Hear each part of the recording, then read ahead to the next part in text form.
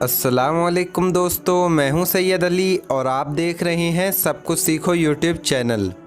दोस्तों, आज की इस वीडियो में हम बात करने वाले हैं हमारे प्यारे आका नबी करीम हुजूर सल्लल्लाहु ताला अलैहि वसल्लम ने इरशाद फरमाया, बेटा होगा या बेटी ये कैसे पता लगाएं। दोस्तों, इसके साथ साथ हम आपको ये भी बताएंगे कि मुर्गा रोज़ सुबह ज़ोर ज़ोर से अज़ान क्यों देता है।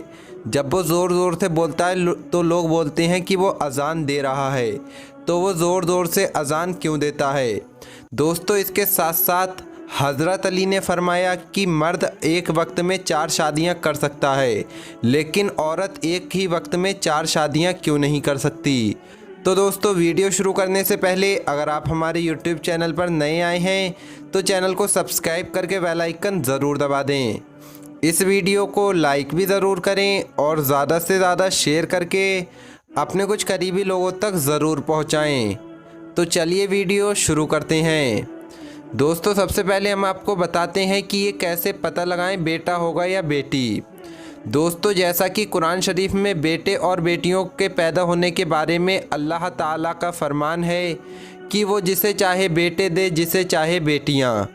इस पर मेडिकल साइंस में जो लोग ईमान रखते हैं वो ये कहते हैं कि मेडिकल साइंस ने तो इस पर ज़्यादा तफसील बयान कर रखी है कि बच्चों के जीन्स पर एक्स और वाई क्रोमोसोम्स क्या अहमियत रखते हैं और उस पर किसी की कुदरत नहीं है। लेकिन दोस्तों, ऐसा नहीं है। हमारे प्यारे आका नबी करीम हुजूर सल्लल्लाहु ताला अलैहि वसल्लम ने अल्लाह के करम से आज से 1400 साल पहले यही नज़रिया खोलकर बयां कर दिया था। ये वाक़या आज से 1400 साल पहले का है, जब बच्चों को जांचने के लिए कोई भी मशीनरी नहीं थी, कोई भी टेस्ट वगैरह नहीं थे। ये इल्म अल्लाह ताला ने अपने महबूब हमारे प्यारे आका नबी करीम हुजूर सल्लल्लाहु ताला अलैहि वसल्लम को अता किया था। और आप सल्लल्लाहु ताला अलैहि वसल्लम यहूदियों के उस गिरोह के सवाल पर यह हकीकत बयान फरमाएं कि लड़के और लड़कियों की पैदाइश में औरत के वायदे और मर्द के जरासिम क्या किरदार अदा करते हैं।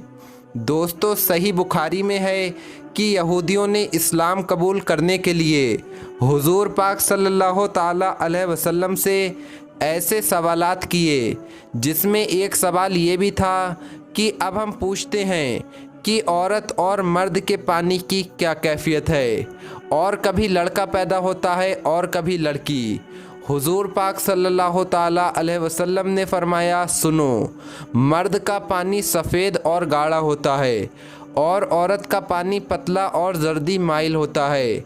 जो भी गालिब आ जाए उसी के मुताबिक पैदाइश होती है। जब बच्चा हमशक्ल भी इसी की वजह से होता है और बच्चे की शक्ल भी उसी के मुताबिक ही होती है। कभी माँ की शक्ल से ज़्यादा मिलती है तो कभी बाप की शक्ल से ज़्यादा मिलती है। जब मर्द और औरत के पानी पर गालिब आ जाए, यानी जब मर्द का पानी औरत के पानी पर गालिब आ जाए, तो अल्लाह के हुक्म से औलाद बेटा होता है।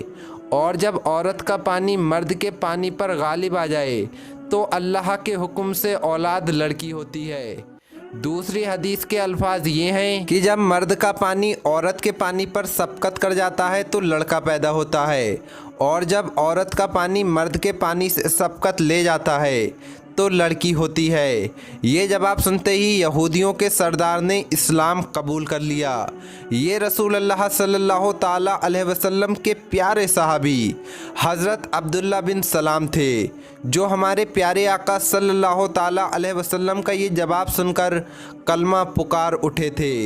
उन्होंने कहा कि या रसूल अल्लाह सल्लल्लाहु ताला अलैहि वसल्लम, यहूदी बड़े बेवकूफ़ लोग हैं। अगर उन्हें मेरा इस्लाम लाना पहले से पता चल गया तो वो मुझे बुरा भला कहेंगे।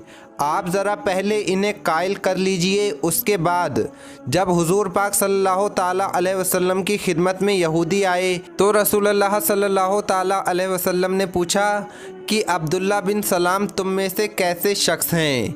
यहूदियों ने कहा, बड़े ही बुज़ुर्ग और दानिश्वर आदमी हैं। बुज़ुर्गों की औलाद में से हैं, वो हमारे सरदार हैं और सरदारों की औलाद में से हैं।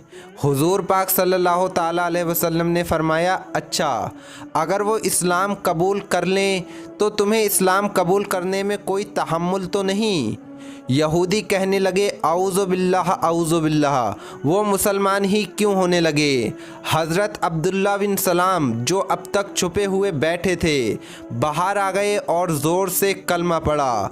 तो तमाम के तमाम यहूदी जो अभी कुछ देर पहले उनकी तारीफ़ कर रहे थे वो शोर मचाने लगे और ये कहने लगे कि ये ख़ुद भी बुरा है, इसके बाप दादा भी बुरे थे, ये बड़े ही निचले दर्जे का आदमी है, ख़ानदानी कमीना है, अस्तग़फ़िरुल्लाह। हज़रत अब्दुल्ला बिन सलाम ने फरमाया, या रसूलल्लाह सल्लल्लाहु ताला अलैहि वसल्लम, इसी चीज़ का मुझे डर था कि ये लोग झुटलाने वाले हैं। दोस्तों, अब हम आपको बताते हैं कि मुर्गा रोज़ सुबह ज़ोर ज़ोर से अज़ान क्यों देता है। दोस्तों, मुर्गे की अज़ान के पीछे क्या राज है? मुर्गा ज़ोर ज़ोर से क्यों बोलता है? प्यारे दोस्तों, अल्लाह ने हर चीज़ को कोई ना कोई मसलहत रखी है। इस ज़मीन पर इंसानों से लाखों साल पहले जिन्नात खुले आम बसा करते थे और वो दिन और रात में कोई फ़र्क नहीं रखते थे।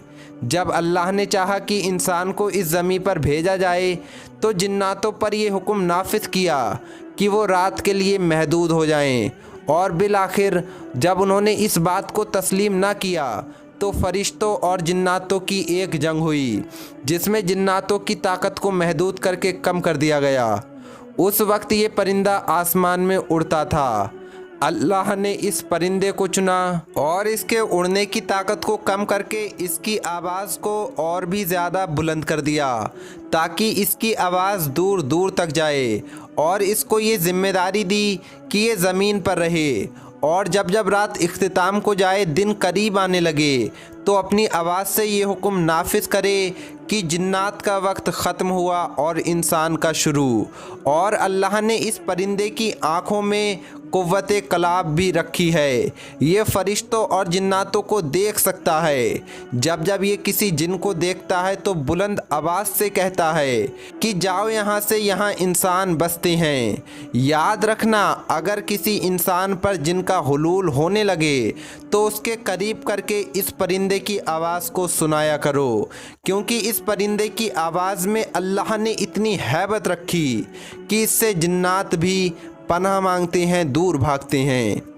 दोस्तों, अब हम आपको बताते हैं हज़रत अली ने फरमाया, मर्द एक ही वक्त में 4-4 शादियां कर सकता है, लेकिन औरत क्यों नहीं? एक मर्तबा खलीफा के दरबार में कुछ औरतें आईं और बड़ी ही हैरत के साथ पूछने लगीं कि इस्लाम में मर्द एक ही वक्त में 4-4 शादियां कर सकता है, लेकिन ये आज़ादी इस्लाम में औरतों को क्यों नहीं मिली?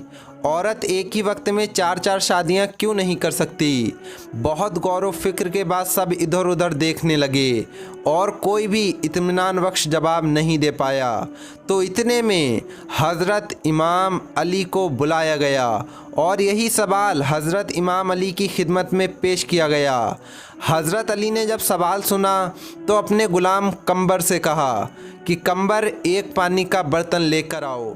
कंबर ने जैसे ही बर्तन सामने रखा, हज़रत इमाम अली ने कहा कि 4 औरतें अपने अपने कूज़े लेकर आएं और इस बर्तन में से अपने अपने हिस्से का पानी निकाल लें। चारों औरतों ने अपने अपने बर्तन भर लिए। हज़रत इमाम अली ने कंबर से कहा कि इस बर्तन को खाली करके लाओ।